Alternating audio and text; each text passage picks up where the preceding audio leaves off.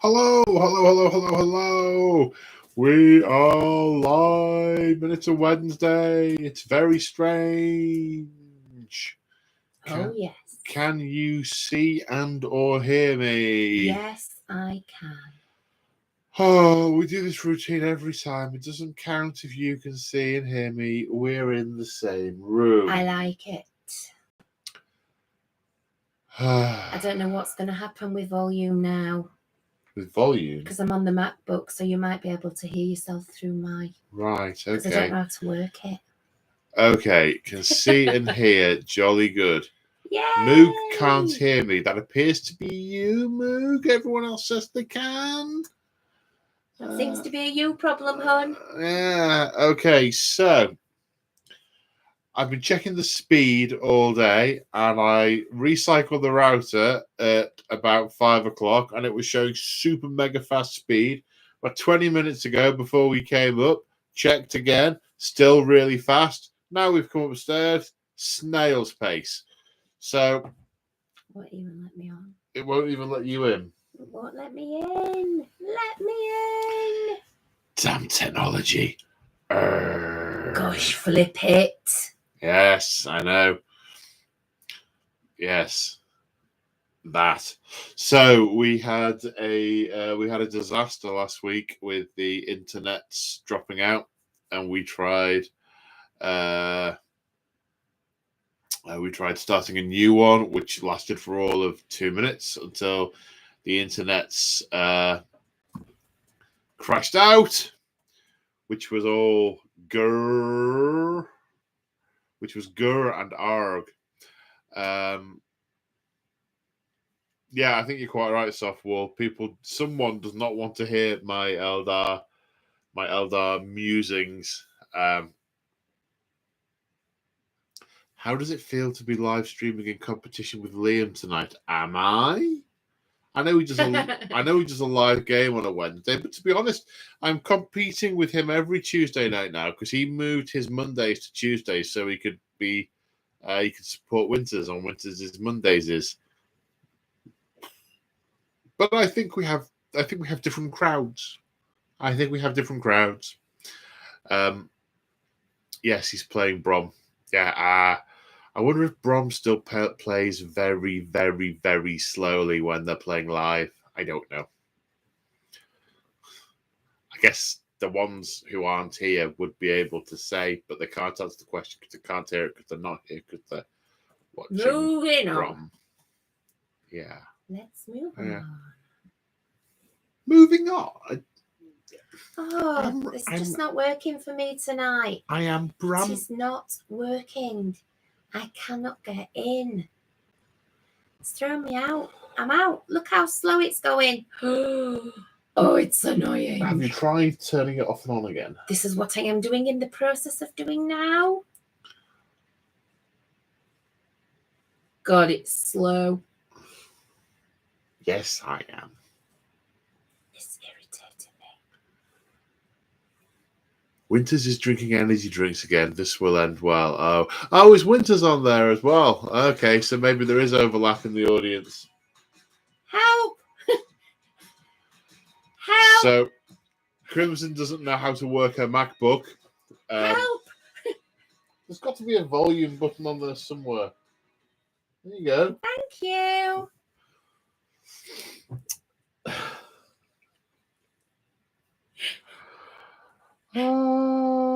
I would say we're a Mickey Mouse operation, but I don't think we're even Betty Boo. I love Betty Boo. I've got her boobs. So you know. Like in a case somewhere.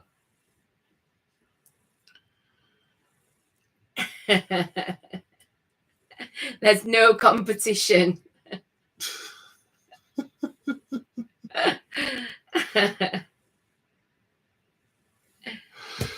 So, usual format. I'll do a little bit about this last week in my hobby world. And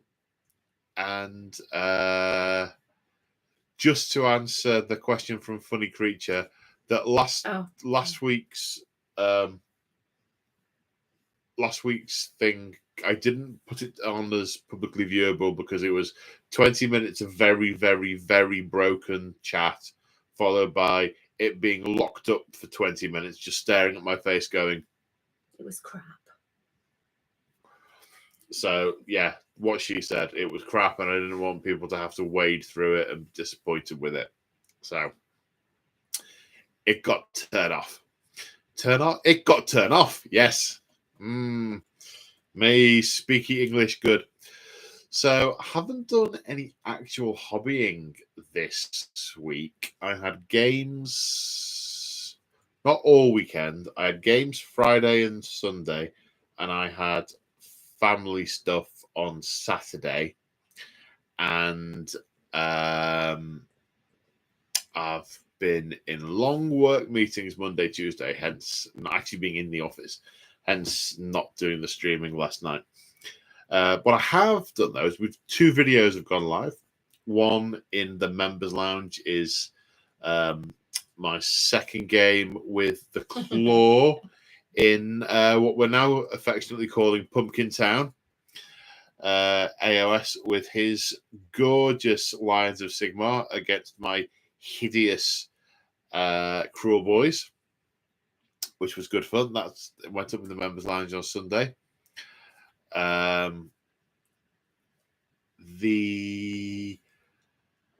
put my I'm being awfully slow because I'm So, I'm tired and mentally drained is what I am.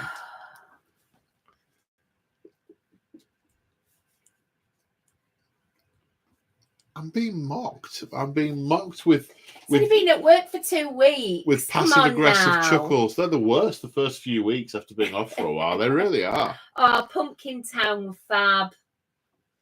The pumpkins were really cute. Really good. So, my Eldar, so that's why I picked the Coke up. It was Mick. Thank you very much. Cheers, mate. Coke sponsorship, legend. Why Diet Coke wouldn't want me being the face of their thing? They might do soon. Well, not wanting to get too much into politics. They've begun not selling to a particular geographical locale. So I did think about boycotting them for a while, but not. I didn't mean that. I meant your new regime. Oh, I don't know if it was a new regime. I've been dieting this last week, and it's so far my willpower is held. I've been dieting since I was 5. Trying to diet most weeks of my life, setting myself some targets, and I've actually been sticking to them. For those who don't know, when you're as large as me, you need about just to maintain your weight. So if you can eat a normal, balanced diet, it does drop off quite quick, which is what's been happening this week, which is good. After I had to rebuy all my clothes in a bigger size, and I got on the scales, and they said 1 at a time, please. No coach pass. No.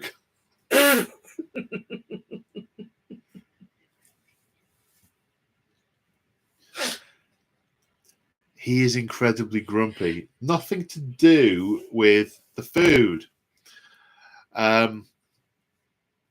So yes, the Eldar battle report went live on Wednesday, and if you haven't seen it, this is spoiler alert, and I'm pausing for quite a while for people to scrabble at the thing and go la la la la la la la. Spoiler alert: the Eldar are vicious.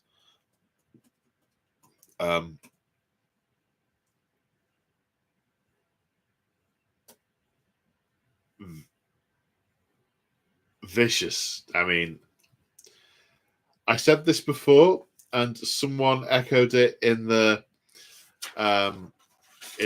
Discord earlier. I don't know how I'm going to play them and hope to stay friends with whoever I play against. But I don't think I'm going to play them, to be quite honest, not very often. They're one of my favourite armies, and for me, this codex has killed them for me. However, that's more, I think, because of Ninth Ed bloat than this codex specifically. But I am digressing, and there's a rabbit hole there that I am in danger of heading down, because my intention isn't to rant with this subject. My intention is just to talk about the effects on narrative play for different factions, craft worlds, different groups that the codex has. I dare say I will stray into Rantsville at some point, but that's not the intention.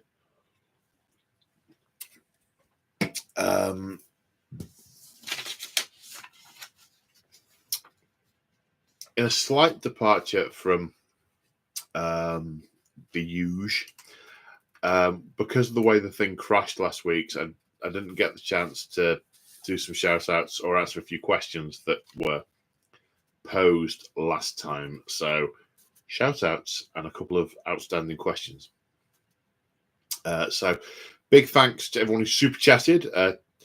Lexicus, Paul Gray, Adrian Smart, and Moog, thank you all very much. So sorry that the thing got cut so short. Hopefully we will do our best to make up for that this evening. I can't remember who posted this, but it was a very good prompt. Yeah, to call out that it was Mick, was it? The Say Hi Paul Discord. Yeah, the Say Hi Paul Discord, our community, our little fun narrative community is a year old this month. It was March when it got set up, when in one of what was our regular monthly members only live streams, people were chatting, and the idea of someone jokingly mentioned a Discord, and it went from there. So yeah, we've got about 250 members in the Discord now. Probably about 40 or 50 pretty active people in there, and it's all really good stuff about hobby and random memes and pictures of models and work in progress, and yeah, it's all awesome. What am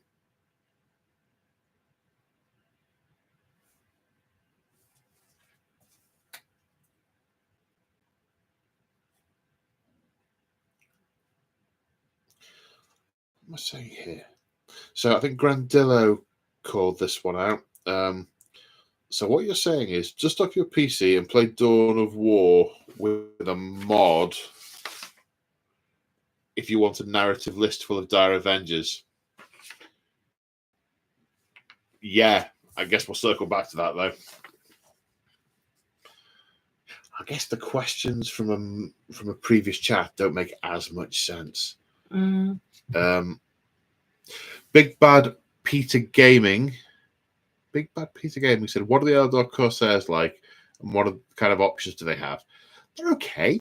They've got a couple of attacks. The unit champion's got an invulnerable save. They've got a 4-up save.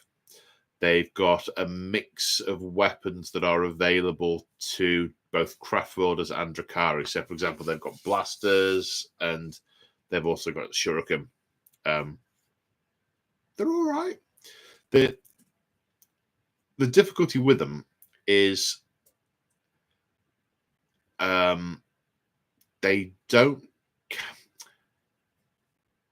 you can't use them as a compulsory troops choice unless your entire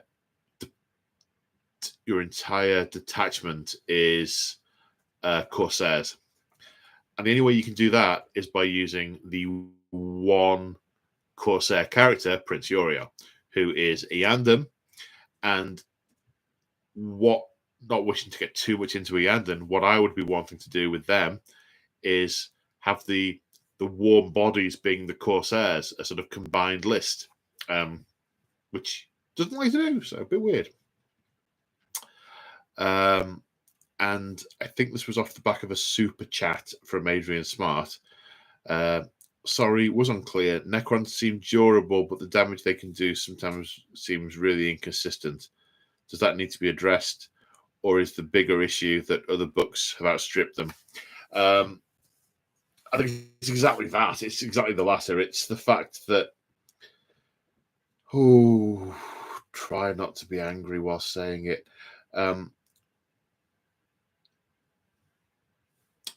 The trend throughout the first books in any edition have normally been written during the end of the previous edition, so they tend to settle because they normally take, I don't know, 12 months to develop these books, so they have to start them before the new edition is out, and it takes them a while to get into the stride. I've seen that with every edition I've ever observed.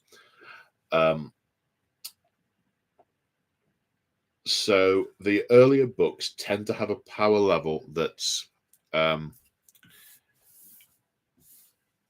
consistent with the power level of the end of the previous edition, which is where I think Necrons fall into. Now, 9th edition is the first edition of 40k that I can think of where balancing has come through rules, not points. So what I mean by that is, in all the previous editions, the core rule set and the rules of the individual factions were all representative of the game world. And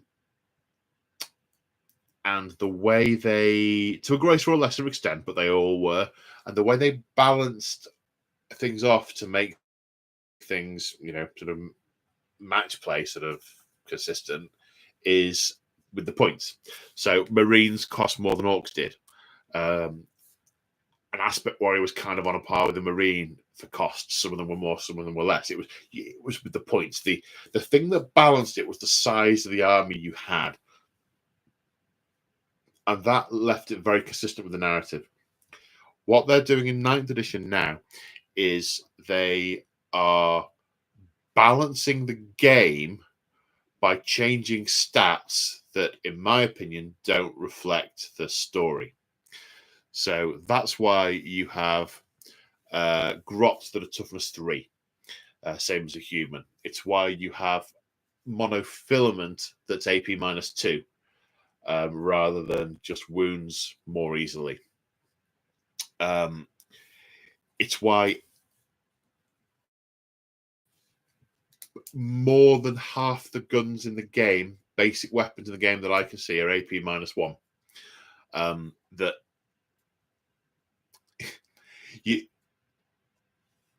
it's like the net result of that is that actually across the board everyone's armor save is a point lower. That's just a net result of that. And it's like it changes the baseline, but kind of by default. So if the standard save is 4+, then you want the standard armor pen to be 0. So the standard save is 4+. Some rubbish units are worse than 4+, some super units are better than 4+. Guardsmen, Marines. But you want your basic weapon to represent the fact that you get that save. If the common denominator is -1, then what you're effectively doing is saying, actually, your base save isn't 4+, it's 5+. But you're doing it in a really weird roundabout way. And it also becomes a sort of power race where actually it's very difficult then to give units less than -1. Because then you're saying this is a poor weapon. So you've then got bolters which fire small nuclear explosive rounds, doing less damage than an orc with a piece of jagged metal hitting someone with it. You lose that sort of narrative consistency, and I'm jumping ahead a bit now, why I'm I'm not feeling my Eldar at the moment, because with some of the earlier coders, and I think that's so. Circling back to the actual question, that's what the Necrons are suffering with. They've got a power level from the previous edition, and the pace of change, the power creep in the current edition, is leaving them behind. They can. The game I had on the game I mentioned earlier that I've already said spoiler alert for. I was deleting units of Necrons with units of Eldar, and not just Necron warriors, units of Immortals. And they weren't, a lot of the time, they weren't getting saves. Their toughness 5 with 3+ saves were meaningless, because against Dire Avengers, the best they were getting was a 5+ save, because all of a sudden a Shuriken Catapult's better in a Dire Avengers hand than in a Guardian's hand. Now, I'm not saying they shouldn't. You see, what I'd have done is have had the Shuriken Catapult the same across them both, but then I'd have had the Dire Avengers having a rule saying they get +1 shot, or 6 explode, or something like that. Then the two guns that are essentially the same don't change. You don't have a basic weapon with an AP of -2 that can go as high as AP -4.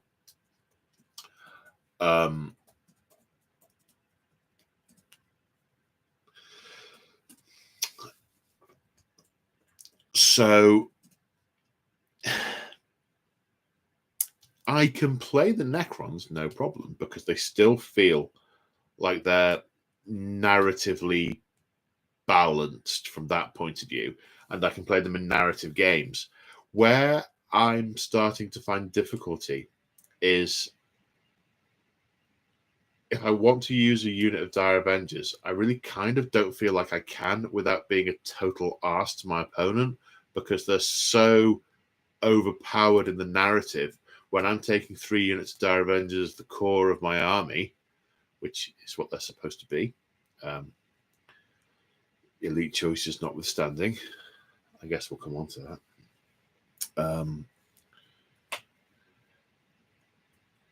Then what you're actually doing is putting a really overpowered unit on the table that will delete the battle line of your opponent, which probably drives your opponent to taking tougher units with invulnerable saves. And it feels like the game at the moment is about the volume of dice you can roll. It's about the invulnerable save that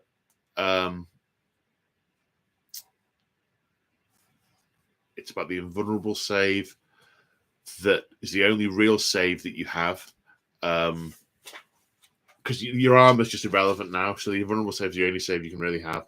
And in order to bypass your opponent's invulnerable save, i.e. their armor, it's about mortal wound output.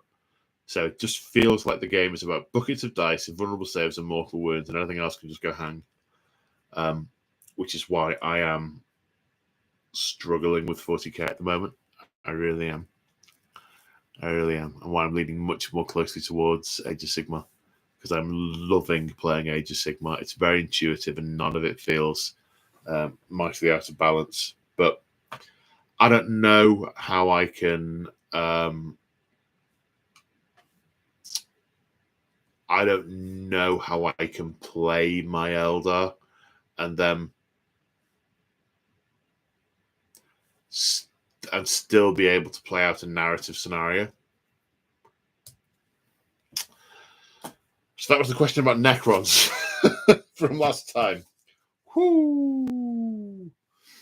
Wolf Corgi has used his 7-month member chat, digging themselves deeper and deeper with power creep. I can't see what they will do with Space Marine 2nd Codex. I shudder to think what they might do with that.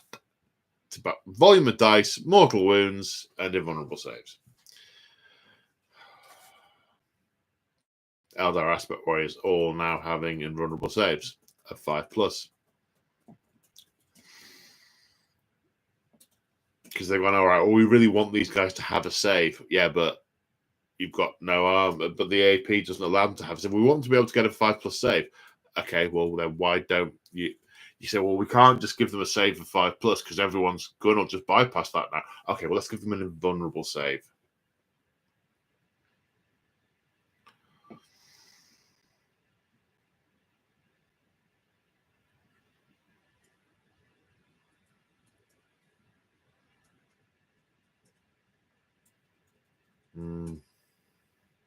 I mean, now, one las blaster, which was originally just the Eldar name for a las gun. All a las blaster was ever was, because they used to be las guns in second ed, and they changed the name. They changed between second and third ed. They changed names so that Orcs no longer had bolters; they had shooters, and Eldar no longer had las guns; they had las blasters. And one of those is now better than 4 bolters. More shots than 4 bolters at a 24-inch range. It's crazy. It's crazy.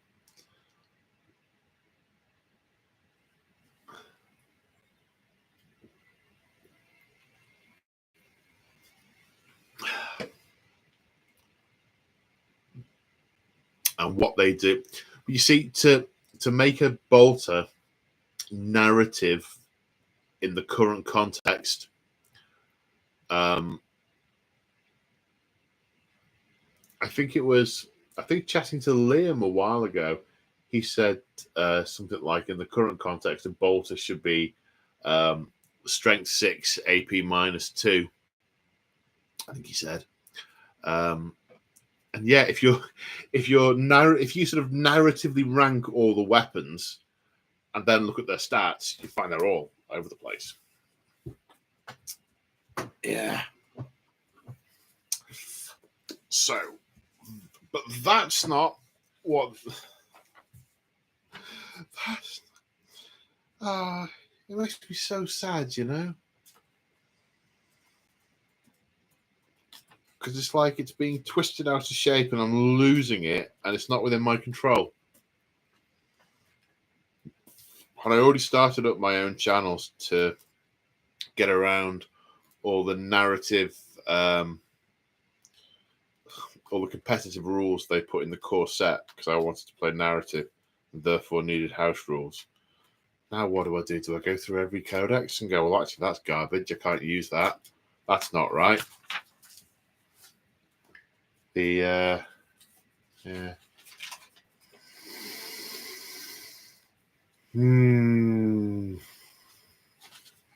Anyway, Moog says, do you want to play Biel-Tan versus Ynnari one time? Hot Eldar on Eldar action. And Mick seconded it. So he said it would be a good match. So I reckon something to think about. Ynnari versus Biel-Tan. Interesting, because a lot of the Ynnari are from Biel-Tan. I know it casually says it in the book, but I'm not convinced that Biel-Tan and Ynnari would ever truly come to blows. It would have to be something massively significant. So there have to be some pretty heavy, plot there to get to that. Mick says he said Drukhari. That's my mistake. He said Drukhari versus Eldar. Drukhari and Eldar would fight.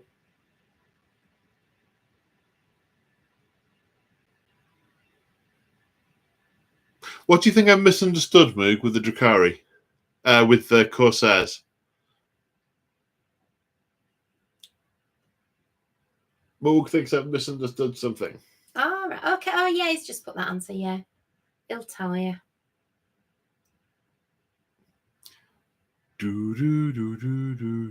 Maybe I'll come back to that. Okay. I'll keep my eye on. Yeah. Oh, we can discuss it later. Okay.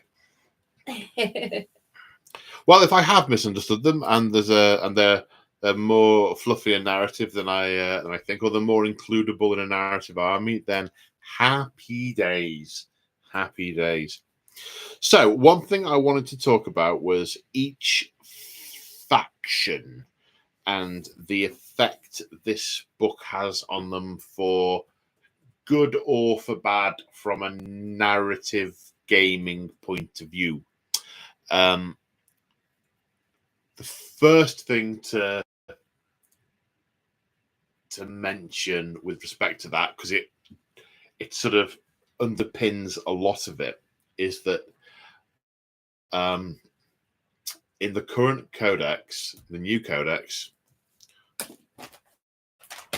this codex, they have changed the force organization slot that a number of units belong to.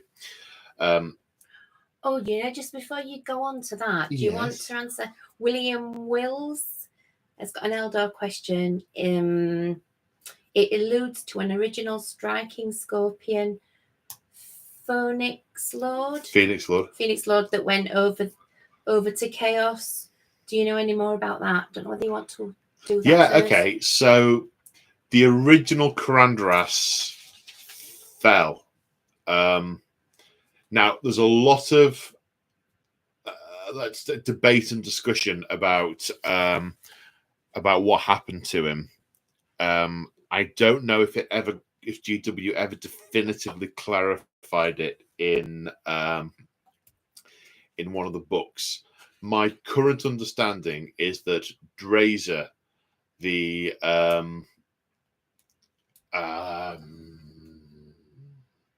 he's effectively the Phoenix Lord of the Incubi in the Drakari. In fact, I think, do the Drakari have... Do the Incubi have the aspect warrior keyword? I think in one edition they did. I'm going to check it on the app whilst we talk, because it is super relevant to the conversation. Codex. Eldari is near the top now. No, it's Drakari you want, Paul, you fool. For Drakari. Data sheets. Drazer. Character. Incubi. No, they don't have the aspect warrior keyword anymore. They used to. The effectively the thing used to be was he fell and was no longer an aspect of Kilomen Shakain, and founded the Incubi. Whether they then retcon that, I don't know. But the current Karandras is the second one. The original Karandras, I think he abandoned the suit and went off and did other things. Now, what normally happens is the spirit of the original Phoenix Lord in its spirit stone is dominant in the suit. Because he left, it's the spirit of the second one, the first one to die in the suit, and I'm inferring a little bit here, is the one that is the dominant personality. Like, it's not a great answer because it chopped and changed a lot.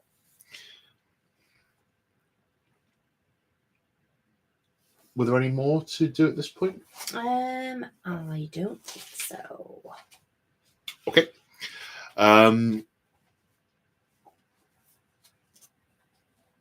So yes, some of the context for some of this elaboration is that they have changed the Force Org slot of a number of units. Some, in my opinion, works quite well. Some not so well. One is just utterly diabolical. And that's that they have made the Dire Avengers elites. And what they haven't done along with that is they haven't gone and said, actually, the Guardian hosts are the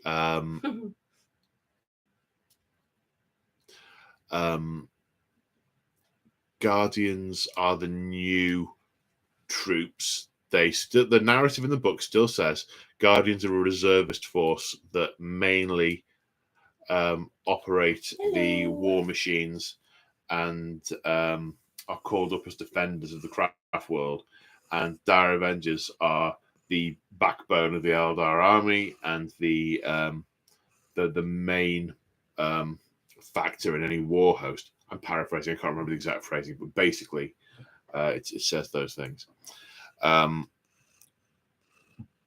But they have still bumped Dire Avengers to elite, so you can't take Dire Avengers as troops anymore, even though they're meant to be the backbone of the Eldar war host. So, craft worlds.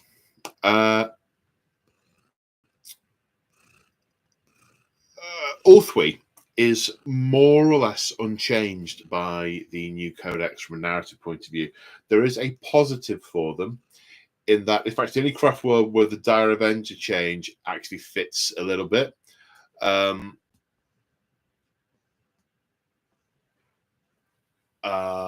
Because from an Ulthwe point of view, warlocks are their most common. Warlocks are technically a kind of aspect warrior. They're not, but they're seers who have once been aspect warriors, and when they get the call to war, they go back to the shrine and pick up the hat, put the hat on, and then they're warlocks. So they're very common on craft worlds that either have a lot of seers or a lot of aspect warriors, or both. So for me, the warlocks have always been the elite troop of the Ulthwe, and previously they were a HQ choice. So if you wanted a unit of 10 warlocks, it was a 400-point HQ choice, and then you'd have to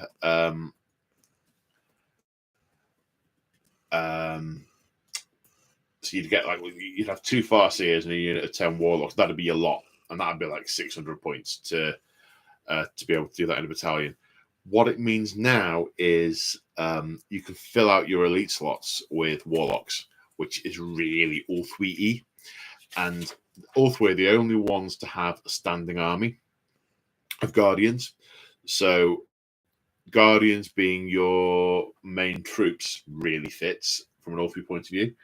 And because aspect warriors are very rare on Ulthwe, or comparatively very rare, it makes sense that Dire Avengers feel more elite. So I don't think they overly suffer from a narrative point of view. So that's Ulthwe. Iyanden.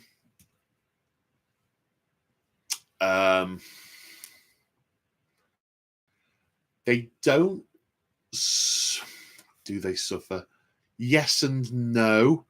So Iyanden have they were mostly wiped out by Tyranids, and most of their armies are Wraith constructs. So what I would do, what my Iyanden army, even though it's still in the wrapper, is based on having as few warm bodies as possible. And so I would have Rangers. Rangers were off-world when Kraken was when the High Fleet and ravaged the craft world. So as far as a percentage of their forces go, they would have more Rangers. So great unit of Rangers. I wouldn't field Guardians as troops. I wouldn't put 10 warm bodies, 10 reservists, 10 butchers, bakers, candlestick makers on the front line. I'd have a couple of small units of Dire Avengers. Just not large units. Maybe not all with an Exarch, because there are fewer of them around. And the Guardians would be restricted to manning the war machines or the transport vehicles, and everything else would be Wraith hosts. Yeah, give or take. Wraith hosts, Psychers, etc. But our Dire Avengers are elite. So if you want to run a battalion, then you'd either have to have a huge number of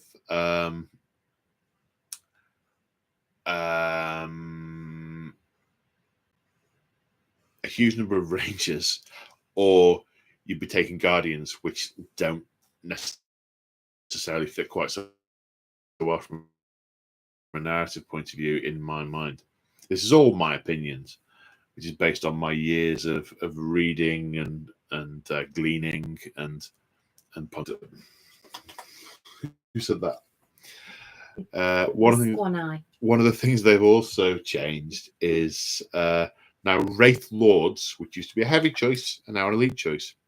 So again, what you do with the Iyanden is you'd have a couple of really minimum troops because they don't have many warm bodies, and your heavies, a lot of your heavies would be Wraith Lords, and a lot of your elites would be Wraith Guard.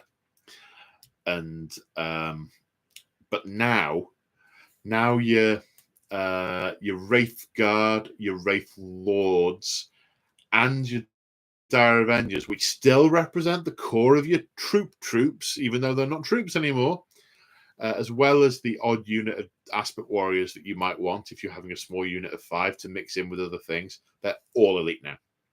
So you're running a Vanguard, which means you're losing command points left, right, and center. Because if you're running a Vanguard, you suddenly get 6. And there's so many things you want in an Iyanden army, you have to run multiple Vanguards, and your command points just be. Now you can they'd be. They all know what I mean. Right then, good. So one of the things I did consider doing was running Prince Uriel in a detachment and using Storm Guardians and kit bashing Drakari and Guardians together to do Corsairs, because Prince Uriel is famously a Corsair captain. Now there are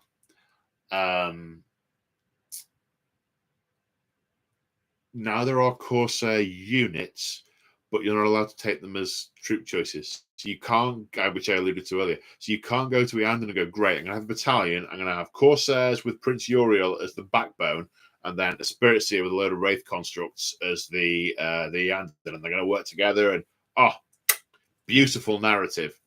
No, their introduction has not enabled that, has not fixed that. You would have to take a Vanguard with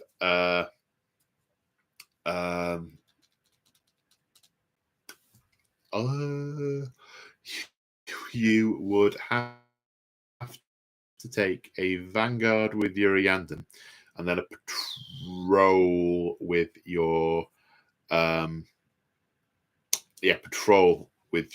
Corsairs, because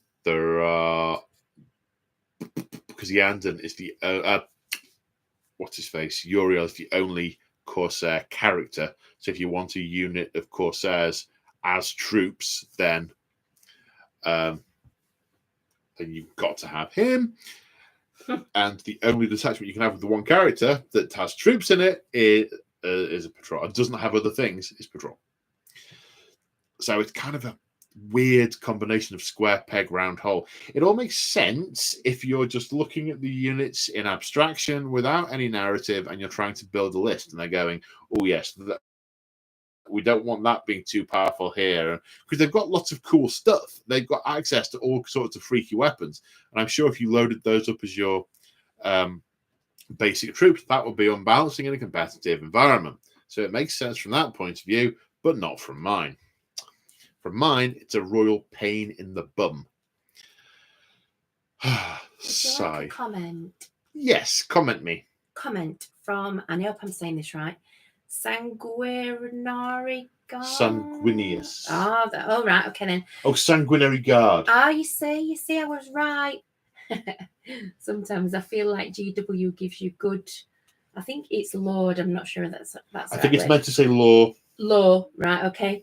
But then utterly failed to represent on the tabletop. I also unfortunately feel that this is getting more common. Yep.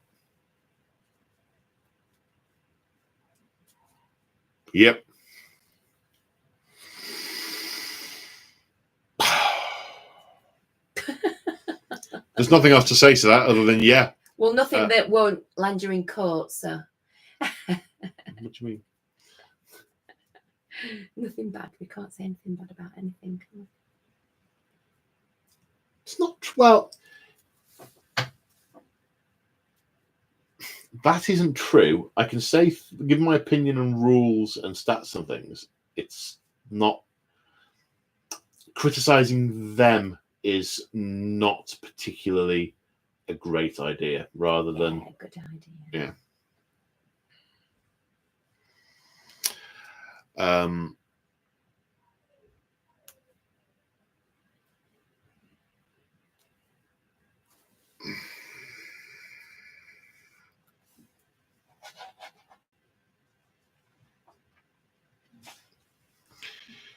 So, Biel-Tan. Oh, Biel-Tan.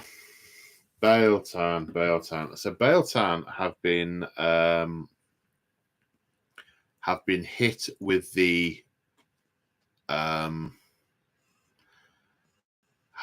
elite slot problem, and no mistake. So Biel-Tan are a heavily aspect warrior oriented craft world. They now also have a large proportion of wraith constructs, because since the sundering of Biel-Tan, the breaking of its world spirit infinity circuit, it's been leeching out souls, and they've been catching them, putting them in spirit stones, and going, well, we may as well put these in wraith constructs now. So they also have a disproportionate quantity of wraith constructs. Also, and this is my interpretation of the narrative, because they have a much higher proportion of aspect warriors, then pretty much every seer they have will have been an aspect warrior, which to me gives them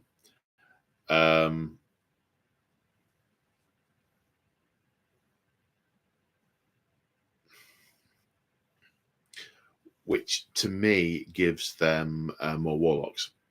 So Dire Avengers, their core troop, are now elite.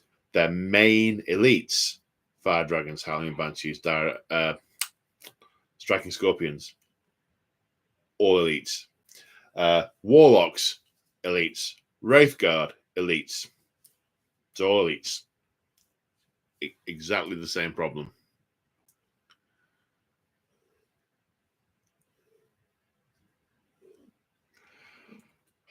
I can see there's a bit of discussion going on that, now you have to have an Exarch in an aspect warrior unit.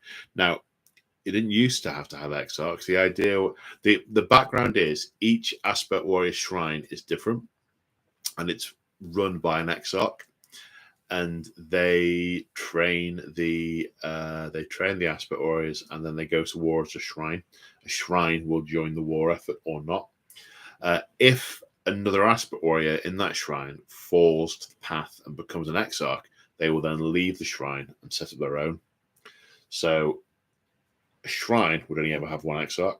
So what you used to be able to do is it was a reason why you could take units without Exarchs in. In fact, there used to be a formation back in 7th Ed, which was called Aspect Shrine. You had to take 3 units and only one Exarch. And then they got bonuses because they were all fighting together as a shrine, which was really cool. Can't do that now. Can't represent that on the tabletop now. Is what it is. So who else we got? Saim-Hann is very interesting. There's a nice little narrative thing in there which says, and this must have come from somewhere that I just never noticed before. It had been in a book I've not read or whatever. A member of one of the tribes, I think, war hosts. 1 minute.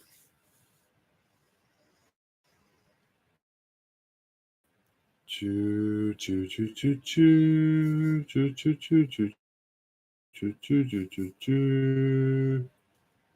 thing is, if I don't check it, it'll distract me from the entire rest of the ramble.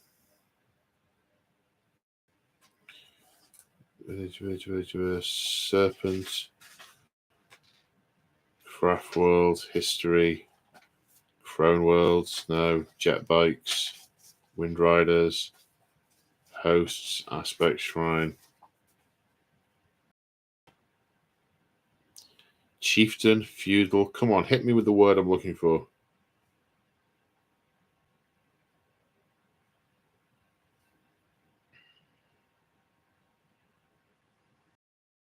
Oh, this sucks.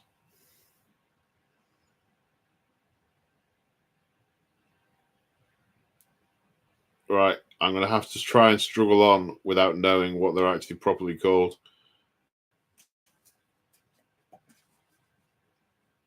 I'm going to say clan and hope I'm right.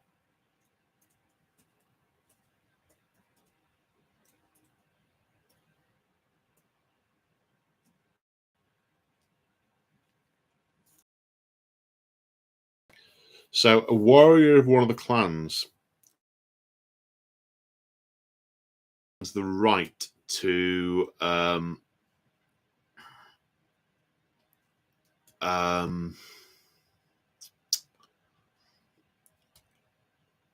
only has the right to go to war on a jet bike if they can beat the chieftain in a race, which gives a very nice way of reasons for all. But it explains why not all the guardians are on bikes. It's nicely done.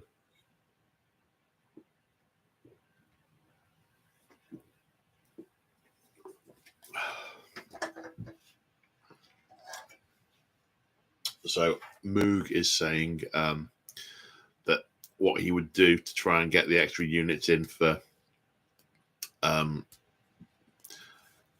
Aspect Warriors, he's saying, I would just represent larger shrines as multiple squads with one fancy hat exarch, and then convert the other ones in the extra squads. I will quote your words back at you, sir. It'd be nice if we didn't have to ignore the rules in order to have fun. Yeah, you said that, innit? So what else was Saim-Hann? I don't think anything else particularly changes from a Saim-Hann perspective.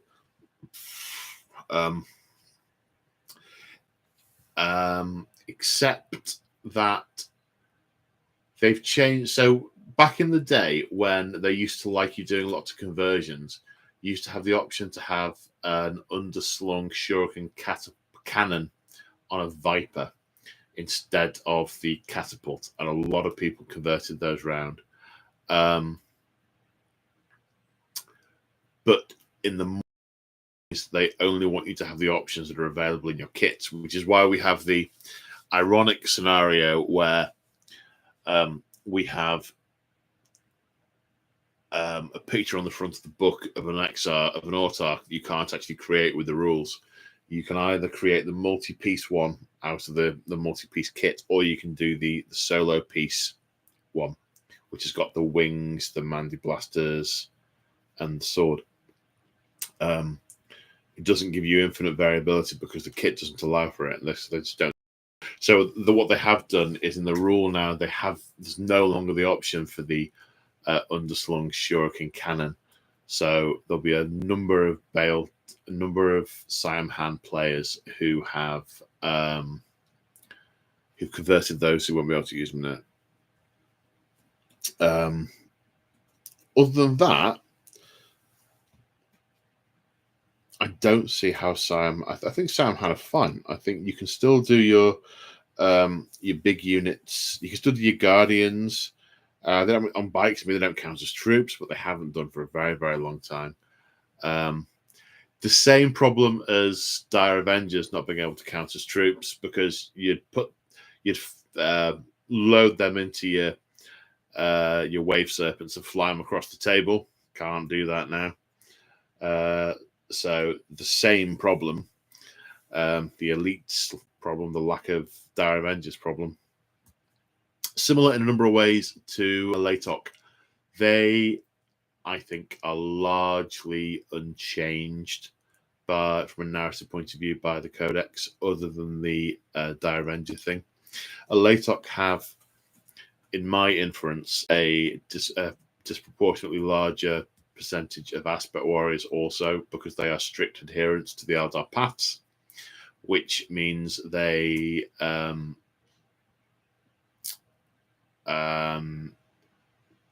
there would be more Aeldari on a given path at a period of time, hence more Aspect Warriors. because aspect warriors are one of the paths.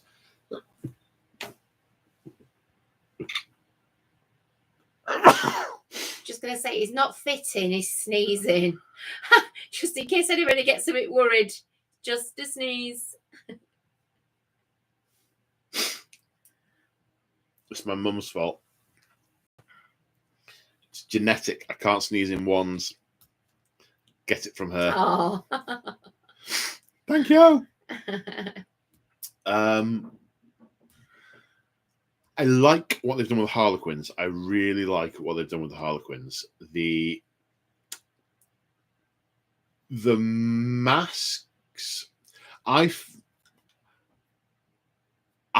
don't think the Harlequins lose a lot by not having individual mask rules anymore. Now, it's easy for me to say because I haven't got a Harlequin force that had one of those original masks, but I've never found those additional rules to be the defining factor around any Harlequin troop, and they all have pretty much the same narrative organization anyway. And what they've replaced it with is, and I would have preferred it slightly differently, but there'd have been no chance. There was snowballs in hell's chance of it happening in Ninth Ed. I'd have preferred, but what they have done is each mask has 3 troops: a light, a dark, and a twilight, representing the different aspects of the Laughing God. And actually, it's quite cool because the different face plates you can put on the models, some of them are either happy and zany, the others are sort of evil and spiteful, and some of them are sort of impassive. And you can build your masks up, your troops up to represent which troop they are.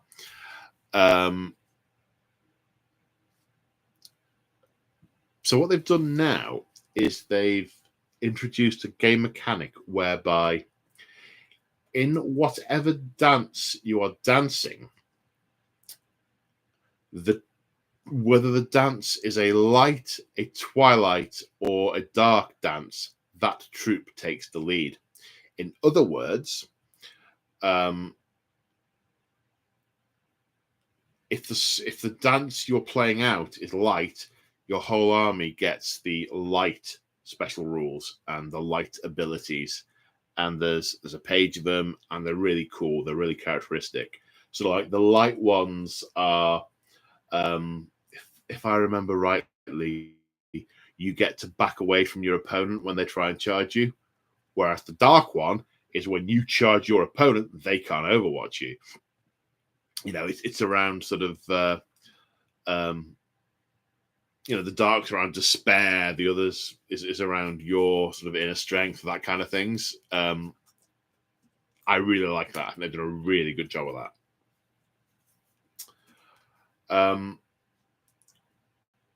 The Ynnari have some interesting wrinkles to them. So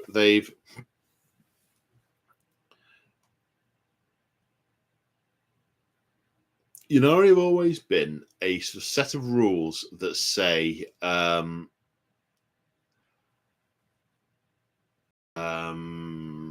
you can take units from these 3 separate codices: Craftworld, Harlequin, Drakari, and this is how you bind them all together. They've done a more elegant job of that now. And effectively, they've said, whenever you take a detachment, you treat it as a craft world and Ynnari as the craft world. But that's purely from a game mechanic point of view. You know it's not a Ynnari craft. But it even said, yes, this is just a game mechanic. We're just using this set of rules to represent it all, which works. And it says, for every unit you take in a certain force org slot, so for every craft world troop you take in a Ynnari army, you can take 1 either Harlequin or Drakari. For every HQ, 1 either Harlequin or Drakari, to basically give you an army that is that's sort of 50% craft worlders and sort of 50% Harlequin Drakari in combination. And it works to an extent. It suffers from the Dire of Vengeance core fighting force was always painted up a whole load of Zent. They even had a formation for them back in the 7th Ed days. So it's kind of difficult to add in troops from Drakari or Harlequin because you now find yourself with fewer troop options available for craft worlds. So that is awkward. But what the gist of what they're doing is basically saying have a mix, and I can work with have a mix. That's fine from my perspective. I'm lucky on my channel. I can just say we're playing it this way today because reasons, because narrative. Not everyone is that lucky, which means there are some constraints where there weren't before, which means a bit of codex fixing, new book fixing of your army. Oh, I need a couple more troop choices, or I need to do this, I need to do that. One thing I find quite peculiar is, and this is where I think they should have done something different, because the craft worlders have this mechanic for the Strands of Fate, which is a brutal game mechanic, but it's effectively the leaders of the craft world are reading the Strands of Fate and directing their troops as appropriate. Now, in the Ynnari, they're not all about the Strands of Fate. They're all about the god of death, to the extent that the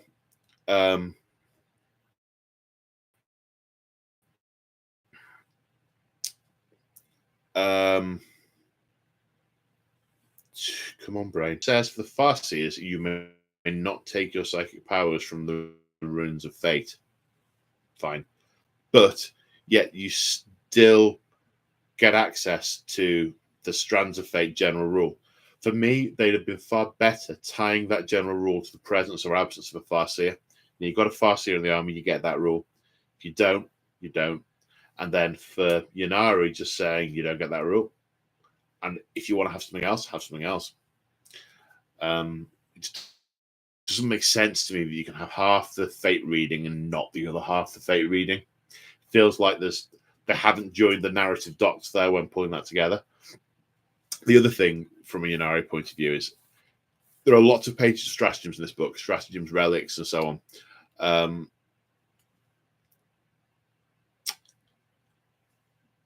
The Harlequins have got pages of them for their own detachments. The Ynnari have one stratagem, one relic, one warlord trait, and we had a book's worth previously. So I think that's sad.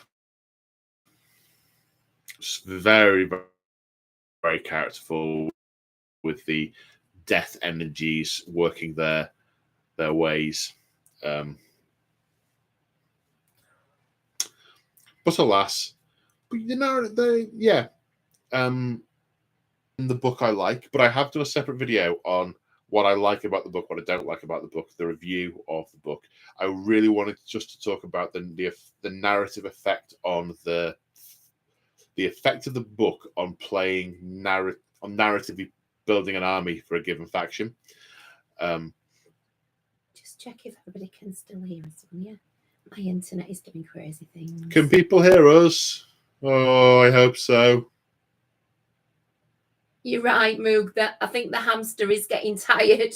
Yeah. Can you hear me? Yes, yes, yes. Hooray! Yes. Good. Hooray! So there it is from that point of view. It's I'd say the winners from a narrative point of view are Craftworld Ulthwe, pretty much untouched. the single biggest thing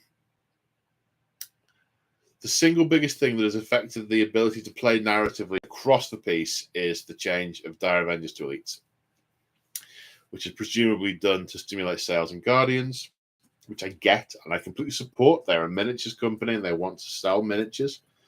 They need to make their money. It feels like they could have found a way to do it that didn't things for narrative gamers.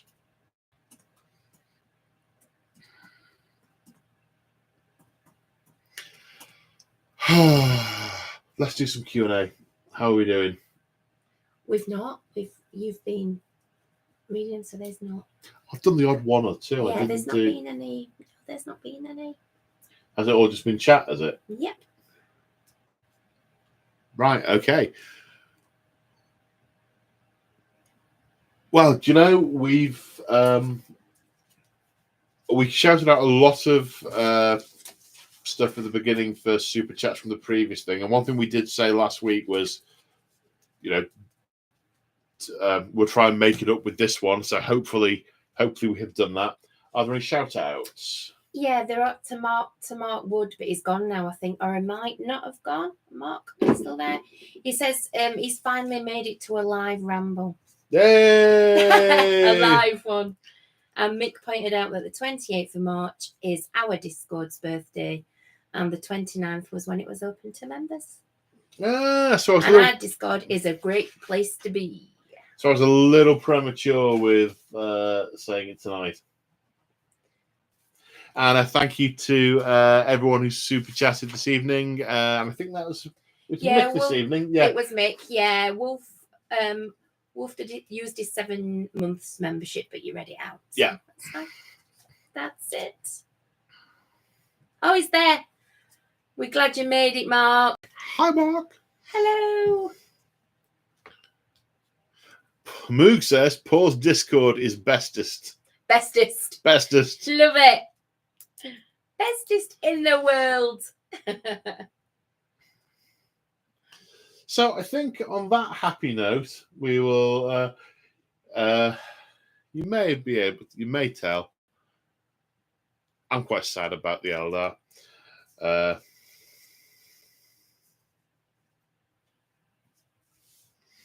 So it's not really a happy note.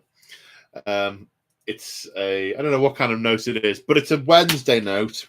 On that Wednesday note, big shout out and big thank you to all the channel members for your ongoing support and helping me head towards the hobby dream. You guys are awesome.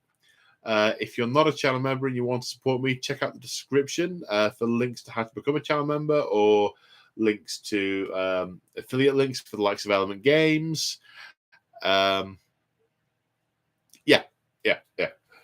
But with that, on that bombshell, it's not Top Gear, but on yes, yeah, we all are, Mick. Did you see? I don't know whether you could see, but one did just a little bit of a wobble. But it was the one that I bought Paul for his birthday, so hopefully that is not a goner. Oh, there you go. She's gone. No, she knocked over Rob Zombie. All right, folks, stay safe, everyone, and we will see you in the next one. Big thank you to Crimson for how could I nearly forget? Don't worry about it. Big thank you to Crimson for all of the for the right hand womaning. And we will see you next time. Thanks, everyone. Thanks, bye. Bye for now.